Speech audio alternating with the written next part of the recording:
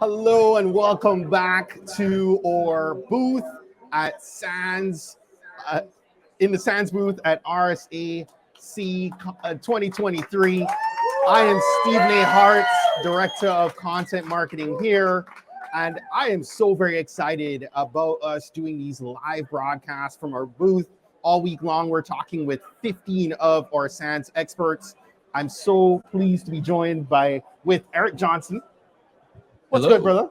How we doing? How you doing? This is awesome. Yeah, it is. This is so much fun. It is amazing. We've been having some really great conversations throughout the day, and I had to have a cloud superstar in the booth with me today to drop some gems. But listen, throughout the day, we're going to be doing giveaways. If you want to take part in our next SANS Gear giveaway, go ahead and drop hashtag SANS livestream in the chat right now. But Eric is a SANS senior instructor focused in cloud security and a principal security engineer at Puma Security. Tell me a little bit more about what you do with SANS and beyond SANS. We do a lot. It's a wide topic area. Yeah. So I started out in application security, even back when SANS had our application security curriculum, and we're building secure coding courses and teaching people how to build defensible applications. And really what happened is this whole DevOps explosion came onto the scene about 10 years ago, which is automate, all the things and move quickly. And the cloud allows you to do that. Yeah. So suddenly, instead of just learning how to build an application and secure that, you're now worried about all these kind of continuous integration pipelines that are launching workloads out into the world.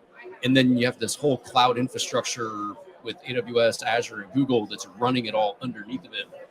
So these three different disciplines kind of all collided into what I would term, and a lot of folks will say just product security might be the name for it. So with SEC 540, which is the first kind of cloud security and DevOps automation course that I was involved in with Frank Kim and Ben Allen, our goal was to teach people how to take an application and deliver it to production securely. Yes. With the automation and with the cloud infrastructure pieces underneath of it. And that's a full 5-day boot camp class. Wow. And we still don't have enough time to go over everything that we went into in those 5 days.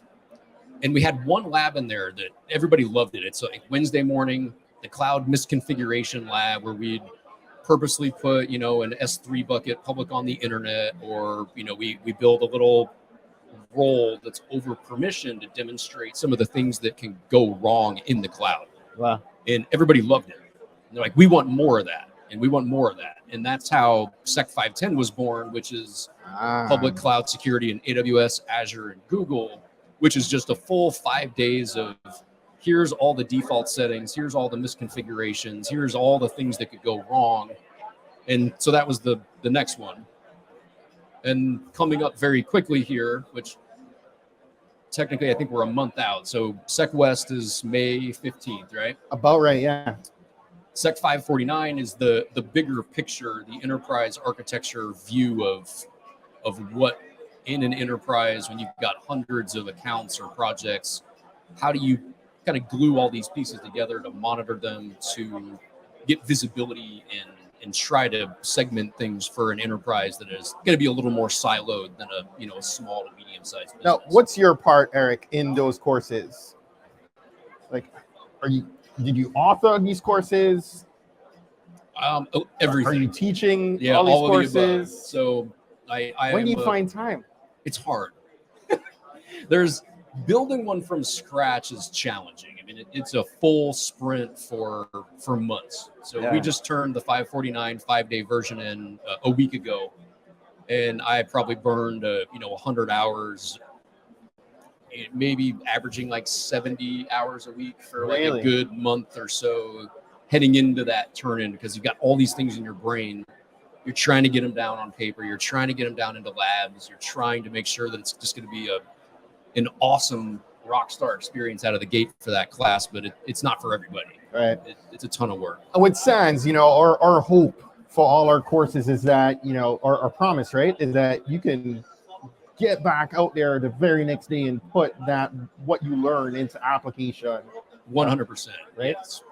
And we've got, especially in all these courses, now I have great co-authors for all these classes. No individual could do even, I would say, one of those courses on their own. Wow. Because the cloud, if you walk down the way to Microsoft or AWS or Google, they're releasing changes to their clouds as we're sitting here. Yeah. They're all updating their services and their APIs, and it's just it's a moving target.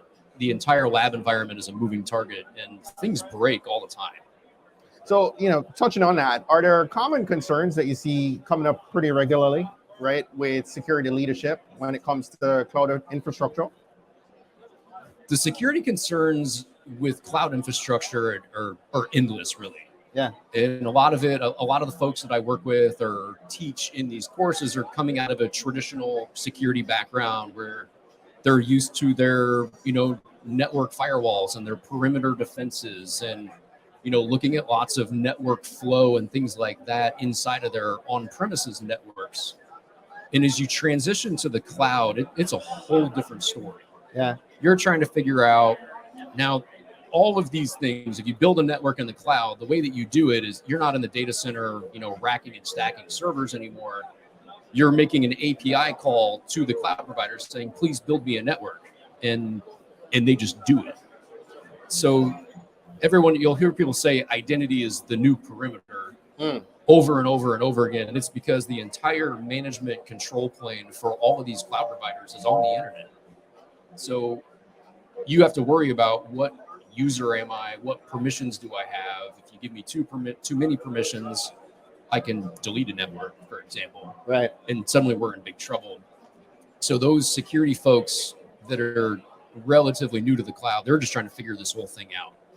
How do you map all the controls that we're used to having in an on-premises network? What do they look like in the cloud? Mm-hmm. And how are they different? And what new risks come into play? The good news is some old risks kind of go away too, because the cloud provider is managing those for you and they're taking care of some of those things on their side of the responsibility model. So there's pros and cons, but it's a puzzle to put together. So you had a good time yesterday presenting here at RSA. I did. What was your talk about? Tell us a little bit more about that. So first of all, I would highly recommend, this is just a look, if you ever get the chance to do a Monday at 1 p.m. session, that's where it's at. Oh my gosh. Everybody is awake. They're alive. The room was full and they're nodding along and answering questions.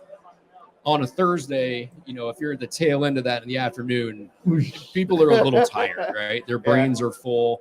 So it was a great session. The title was Destroying Long-Lived Credentials with Workload Identity. Right.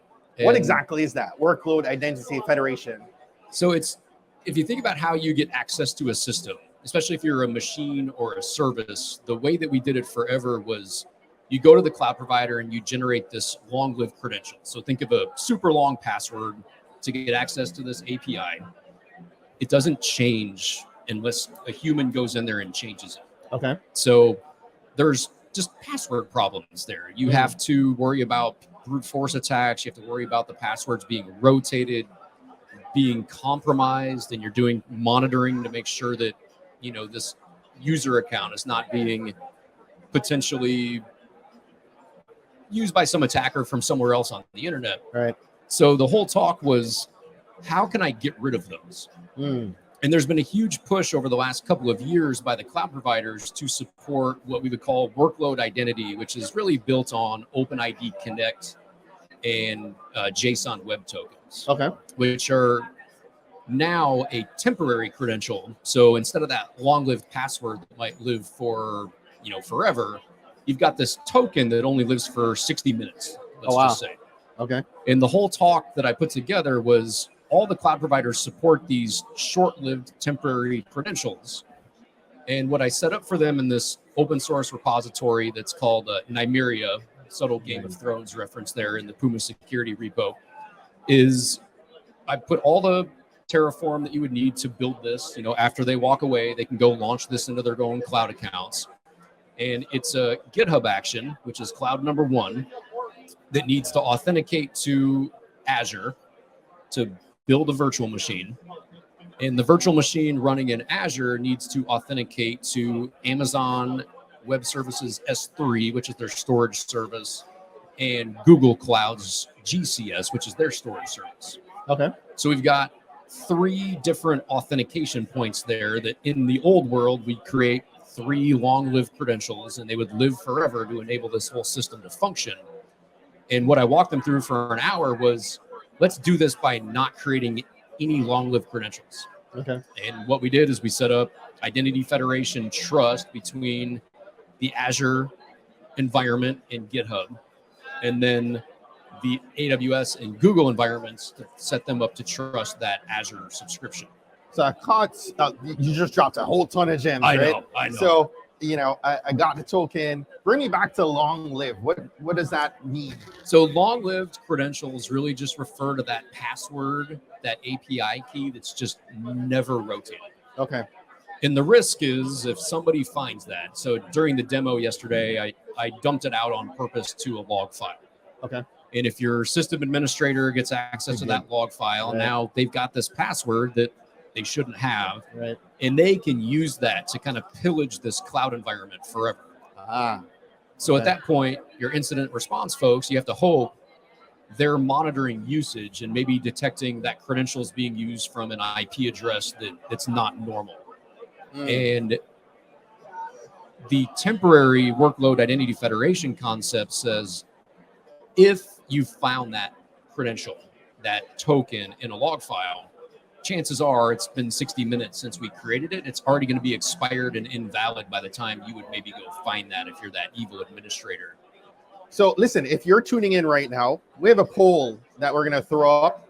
If you want to hop over to slido.com and type the code that's going to pop up on the screen here in a second, or you want to scan the QR code on the screen, we'd love your input on this poll on whether or not your organization uses long-lived credentials to access cloud resources.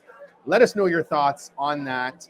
And while people are taking part in that poll, Eric, wanted to know, in your talk, you suggested replacing the long-lived credentials with these short-lived tokens, as you said, right? Anything else that, we need to be thinking about if we want to kind of move in that direction? The big prerequisite in order to do all this, you need an identity provider. Okay. So that's an OpenID Connect compatible identity provider. And what that means, and this is where you have to do some of the heavy lifting up front potentially, is you might need to build an on-premises identity provider on your own. Okay. And use that to create these tokens. And then you can use them to authenticate to all the cloud providers. So that's an option.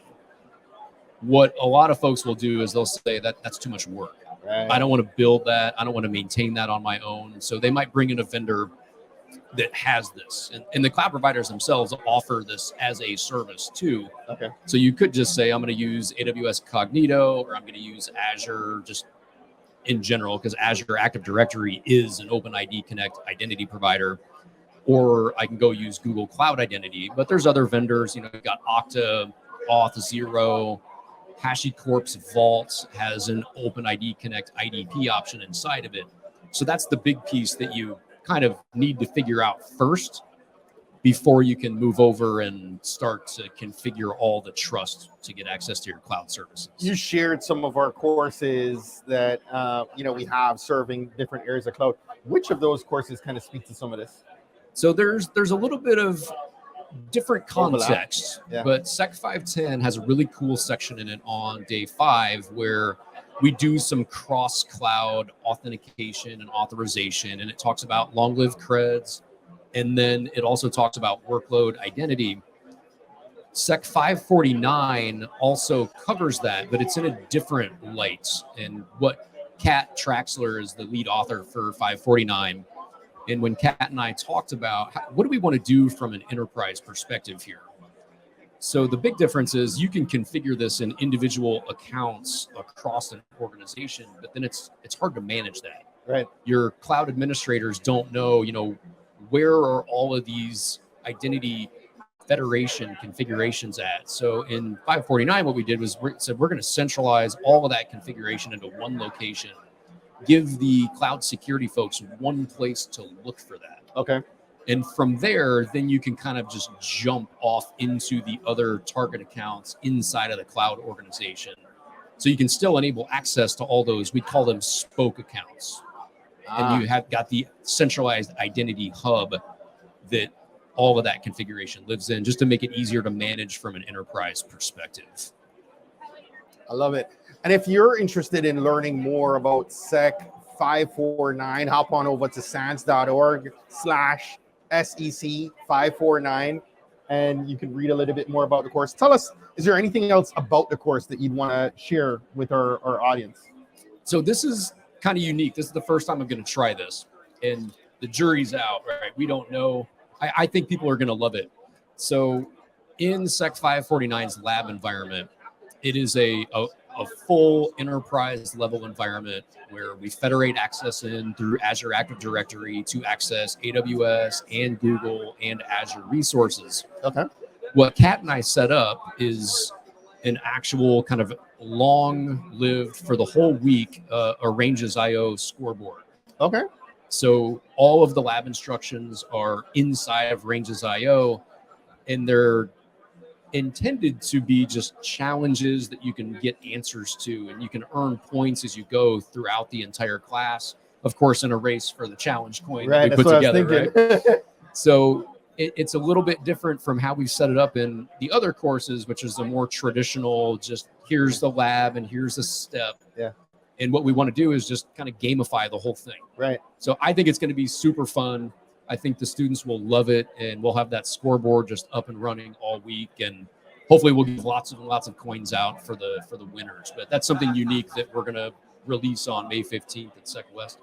That's awesome. So you've already delivered your talk. You're wrapping up here. What else are you getting into while you're here at the show? Good question. So after this, we've got our session here. I've got an interview with some folks on the AWS security team this afternoon, just to talk about challenges in the AWS security world. So kind of more of the same. I'm sure the workload identity concept will probably come up in that discussion. Yeah. A couple dinners. I'm heading out. I'm going to meet up with Frank Kim tonight, That's one of awesome. the SEC 540 co-authors. So Yes. he's in the area somewhere. I haven't seen him yet, so I'm excited to catch up with him. It's been a little while. Made it out to the speaker reception last night, caught up with some other folks over there. But Have you had a chance to walk the floor? I have, yeah. I walked the whole floor with Chris Ferris yesterday, who's another instructor that we're trying to get ramped up to teach 549. So I'm excited to try to get him Nice. up on board and running. And yeah, we went and talked to some vendors. There's tons of API security vendors over here. So I was going to ask you that, right? Like, so is there anything that's standing out to you, any themes, buzzwords, things that, you didn't think were going to pop out at you? nothing shocking. Okay. It's the number of new vendors in the spaces has shocked me a little bit, though. Were you here last year? Let's see, I was out here in 2020, so Okay. It's been a couple years. But there's a lot of API security vendors out here. You like No Name and Salt Security and Traceable AI and all these folks that are trying to solve this API security problem at hand. And, Right. and I think we're just scratching the surface on how big of a space that's going to be down the road. Because everybody's moving that direction. They all want to be what Amazon and Microsoft and Google are, where they've got all these APIs out there on the internet, and their customers can use them to get access to data and services. And that's going to be interesting. There'll be a lot of different security discussions going on with that for a long time. Yeah. Well, Eric, thank you so much, man. It's great having you here in the booth, chatting it up with us. We'll make sure we also hyperlink out to your talk from yesterday. Awesome. So anyone who missed it can check that out.